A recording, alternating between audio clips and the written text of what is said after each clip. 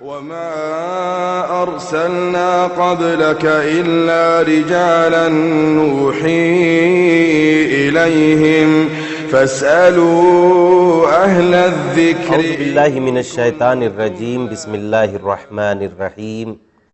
الحمد للہ رب العالمین والصلاة والسلام علی اشرف الانبیاء والمرسلین. اما بعد. ناظرین سلام علیکم. دینی احکام میں آپ سبھی کا استقبال ہے، جس میں ہم آپ کی خدمت میں سوال و جواب کی صورت میں احکام شرعیہ بیان کرتے ہیں. اور آپ کو معلوم ہے کہ کل کی گفتگو ہماری اس سلسلے میں تھی کہ وضو کے صحیح ہونے کے شرائط کیا کیا ہیں.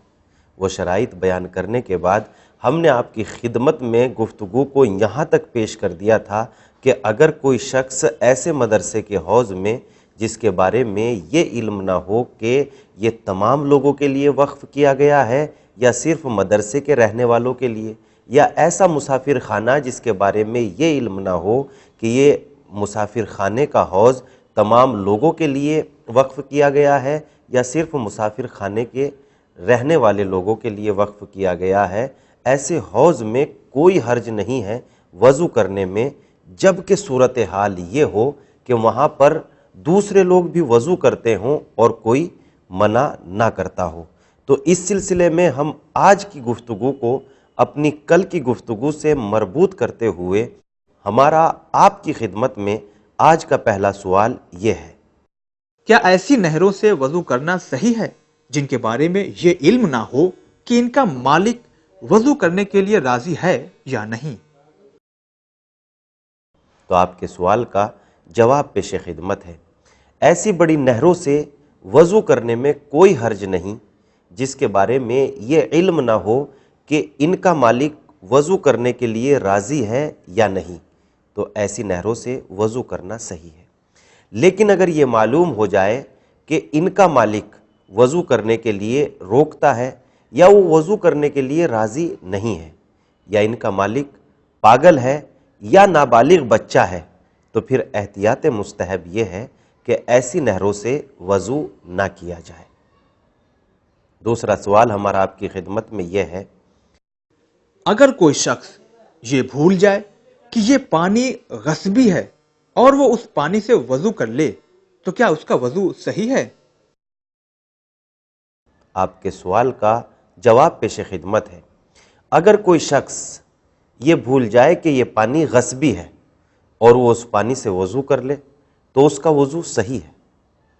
لیکن اگر کوئی ایسا شخص جس نے اس پانی کو خود غصب کیا تھا اور وہ پھر بھول جائے کہ یہ پانی غصبی ہے اور وہ اس پانی سے وضو کر لے تو اس شخص کے وضو کے صحیح ہونے میں اشکال ہے، یعنی اس کا وضو صحیح ہونا مشکل ہے.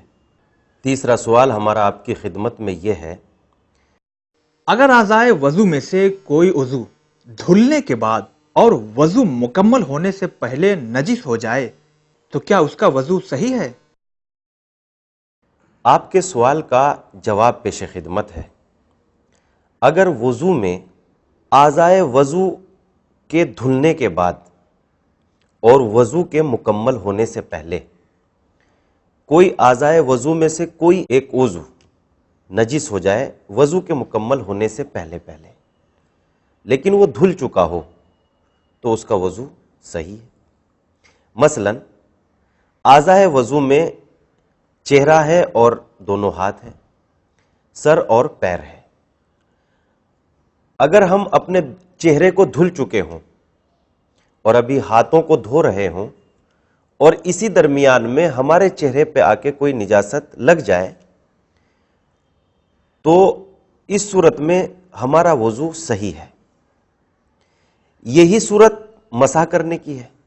اگر مسح کرنے کے بعد ہمارے سر پہ کوئی نجاست آ کے گر جاتی ہے یا لگ جاتی ہے تو اس صورت میں ہمارا وضو صحیح ہے. لیکن مسح کرنے سے پہلے یا چہرے اور ہاتھوں کے دھلنے سے پہلے ہمارے چہرے یا ہاتھوں پر کوئی چیز نجاست لگ جاتی ہے تو اس صورت میں ہمارا وضو صحیح نہیں ہوگا، جیسا کہ ہم نے اس سے پہلے آپ کی خدمت میں تفصیل کے ساتھ پیش کر دیا ہے. چوتھا سوال ہمارا آپ کی خدمت میں یہ ہے، وضو میں اگر اعضائے وضو کے علاوہ بدن کا کوئی اور حصہ نجس ہو جائے تو کیا ایسی صورت میں اس کا وضو صحیح ہے؟ آپ کے سوال کا جواب پیش خدمت ہے۔ وضو میں اعضائے وضو کے علاوہ یعنی چہرے، دونوں ہاتھ اور سر اور پیر کے علاوہ اگر بدن کا کوئی اور حصہ نجس ہے تو اس صورت میں اس کا وضو صحیح ہے۔ البتہ اگر اس نے پیشاب اور پیخانے کی جگہ کو پاک نہیں کیا تھا تو پھر احتیاط مستحب یہ ہے کہ پہلے وہ پیشاب اور پیخانے کی جگہ کو پاک کرے اور پھر وضو کرے تو اس کا وضو صحیح ہے۔ پانچواں سوال ہمارا آپ کی خدمت میں یہ ہے، اگر کسی شخص کے چہرے یا ہاتھوں پر کوئی ایسا زخم یا خراش ہو جس سے خون نہ رکتا ہو یعنی خون برابر جاری ہو تو ایسی صورت میں کیا اس کا وضو صحیح ہے؟ آپ کے سوال کا جواب پیش خدمت ہے۔ اگر کسی شخص کے چہرے یا ہاتھوں پر ایسی خراش یا زخم ہو جس سے خون نہ رکتا ہو اور پانی کا استعمال اس کے لیے نقصان دہ نہ ہو تو اس صورت میں اس کے لیے ضروری ہے کہ وہ اپنے اعضائے وضو کو ترتیب وار یعنی جتنے صحیح و سالم ہیں اتنے حصے کو وہ دھل لے گا۔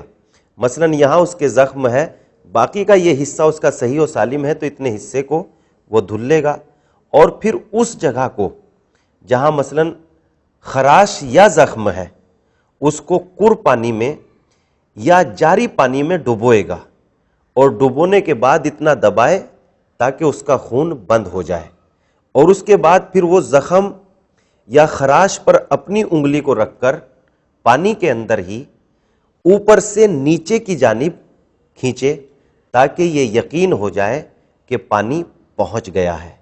اس صورت میں اس کا وضو صحیح ہو جائے گا۔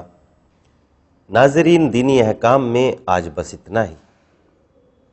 خداوند عالم ہمیں دینی احکام کو سمجھ کر عمل کرنے کی توفیق عنایت فرمائے۔ ہم لیں گے آپ سے اجازت، لیکن ایک حدیث معصوم کے بعد۔ حضرت علی علیہ السلام نے ارشاد فرمایا کہ میں ایک روز پیغمبر اسلام صلی اللہ علیہ وآلہ وسلم کی خدمت میں حاضر ہوا اور کہا، یا رسول اللہ مجھے کوئی نصیحت فرمائے۔ پیغمبر اسلام صلی اللہ علیہ وآلہ وسلم نے فرمایا، یہ کہو کہ میرا رب اللہ ہے اور بس اس پہ ثابت قدم ہو جاؤ۔ یعنی مطلب یہ کہ اپنی دنیا کی تمام امیدوں سے نا امید ہو کر اپنی تمام امیدوں کو اللہ کی ذات سے وابستہ کر دو۔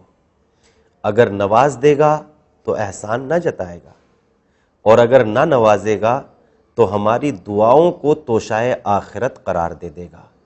خدا حافظ۔